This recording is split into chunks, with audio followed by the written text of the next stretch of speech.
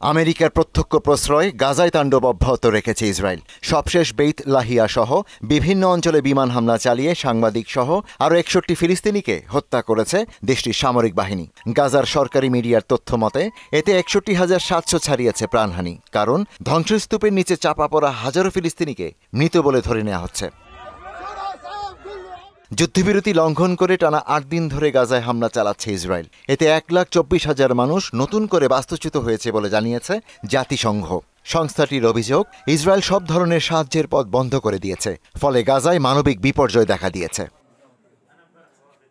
এদিকে ইয়েমেনের ২টি এলাকায় বিমান হামলা চালিয়েছে ইসরায়েলি বাহিনী। এর মধ্যে রাজধানী সানার একটি ঘনবসতিপূর্ণ এলাকাও রয়েছে, যেখানে কমপক্ষে ১ জন নিহত এবং ১৫ জন আহত হয়েছে।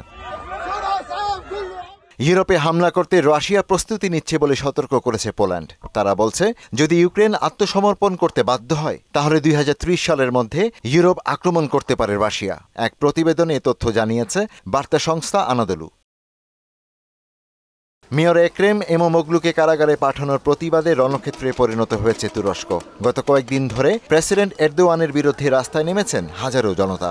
আন্দোলন দমাতে টিয়ার গ্যাস ও রাবার বুলেট ছুড়েছে পুলিশ। টানা ৫ দিন ধরে চলা বিক্ষোভে সাংবাদিক সহ সহস্রাধিক জনতাকে গ্রেপ্তার করেছে আইনশৃঙ্খলা বাহিনী। ইশতিয়াক হোসেন, মোহনা ডিজিটাল।